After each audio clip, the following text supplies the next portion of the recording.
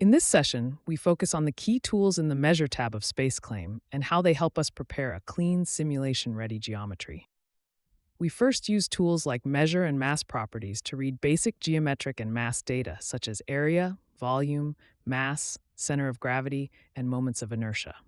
Then we move on to interference, volumes, curves to find overlapping parts in assemblies, and to analysis tools like normal, curvature, grid, and dihedral to check normals, tight radii, surface quality, and tangency between faces. The whole session is viewed from a CFD perspective, focusing on how these checks affect mesh quality, boundary layers, and the accuracy of your flow and force predictions.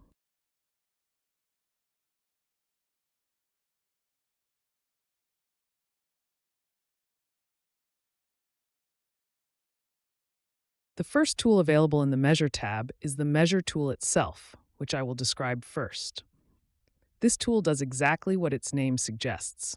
By clicking on any face, it reports properties such as the area and the perimeter of that face.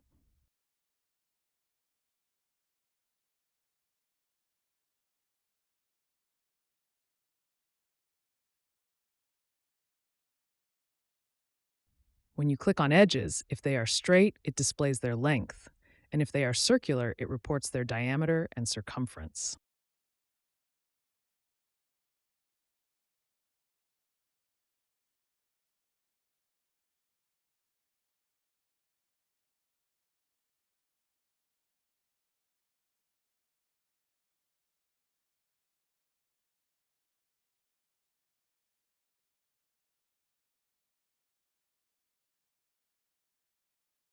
The Mass Properties command in SpaceClaim is used to display the geometric and mass properties of the model in one place.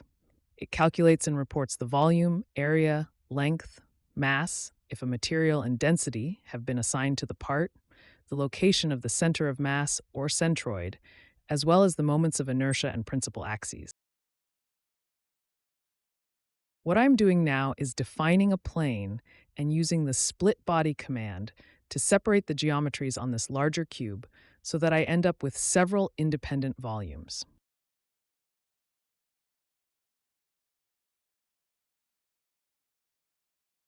Since no material has been defined in our model, in the bottom left it shows unknown material, density, none. The software is giving us a volumetric moment of inertia instead of a mass moment of inertia. That's why the unit is mm5, length to the fifth power. If a material and density are assigned, these can be converted to a mass moment of inertia, e.g. kg squared, and used in dynamic analyses.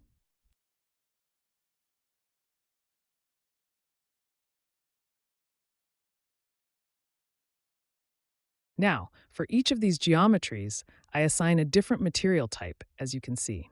From the Materials section, we change it from unknown material to another material selected from the software's built-in library.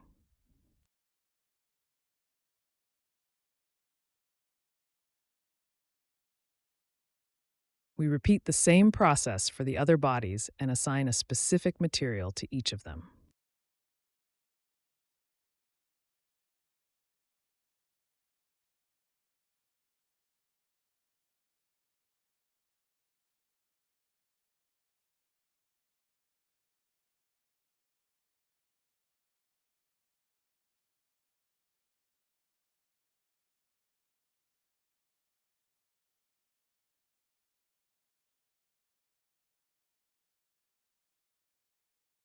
After assigning a material to each body and running mass properties again, the software now uses the defined densities, so it reports an actual mass for each solid, and the units of the moments of inertia change from volumetric, like im5, to mass moments of inertia, such as g im squared. The center of mass is now calculated based on both geometry and density, and for multiple selected bodies, you also get the total mass, total volume, and combined center of mass.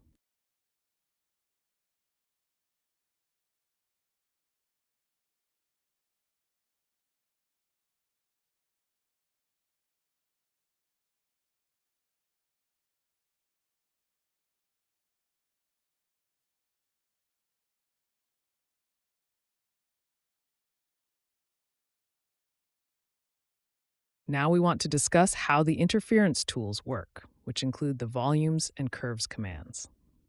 To do this, we need to return to the geometry that we assembled together in the previous session.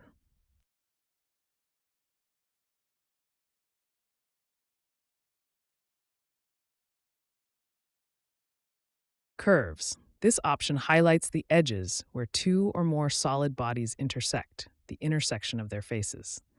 In other words, if two bodies overlap each other instead of just touching, it shows the intersection line between their faces as curves.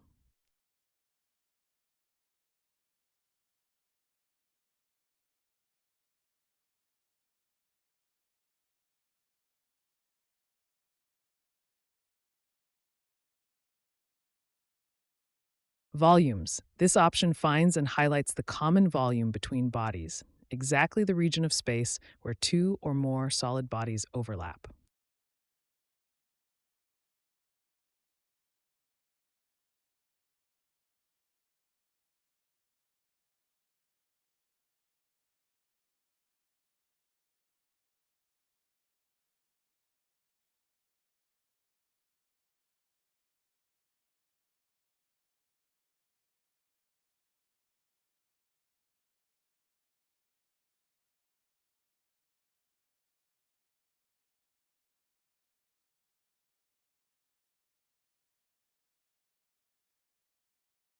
The normal tool displays the normal direction of faces or surfaces in your design. The normal direction is the outside of the face or surface. Normals can be flipped when you import models, so use this tool to check and correct face normal directions.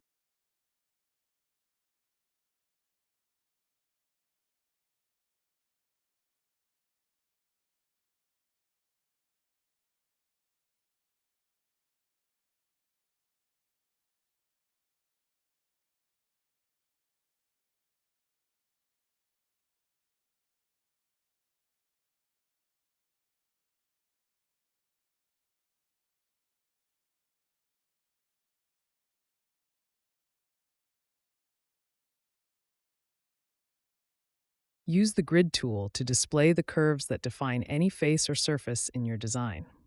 This tool provides a visual representation of the mathematical definition of the surface. The grid lines represent the underlying mathematical expression used to generate the surface, and you can use them to identify low-quality surfaces. For example, a face may look fine visually, but its underlying mathematical representation might be unnecessarily complex or poorly parameterized, which can cause problems when you try to modify the face using other tools.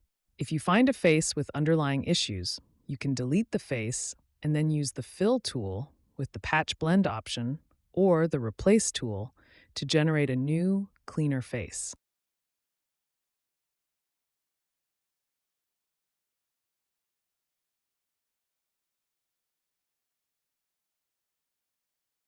When you activate the Curvature tool and select a face or an edge, the software gives you two types of information. On faces, the surface is displayed with a color map. Certain colors, for example red or yellow, indicate regions with high curvature, small radius, while other colors, such as blue or green, indicate regions with low curvature that are almost flat.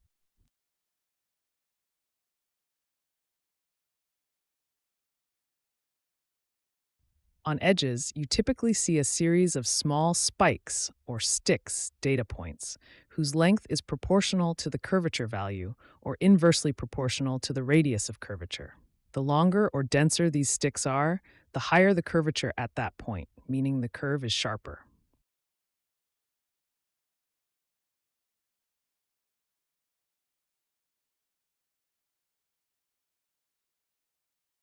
From a CFD point of view, the curvature tool in SpaceClaim helps you quickly spot regions with very small radii, tight fillets, tiny holes, sharp bends that can lead to overly small or poor quality mesh elements, excessive cell counts, or even meshing failures.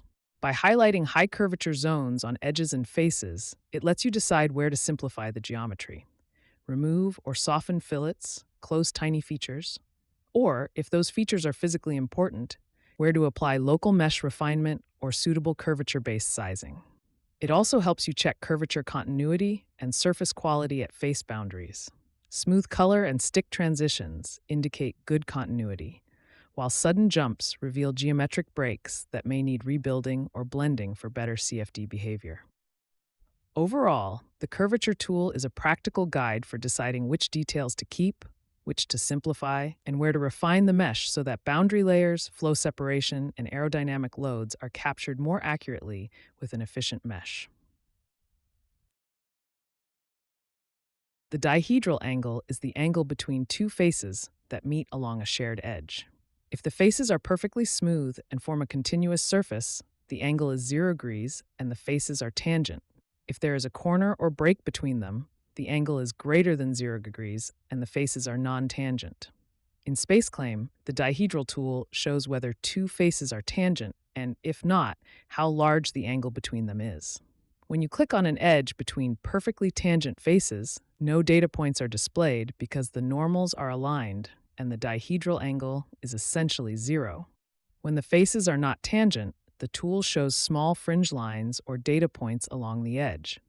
The larger the angle between the faces, the longer these lines become, so you can easily see where the sharpest breaks occur.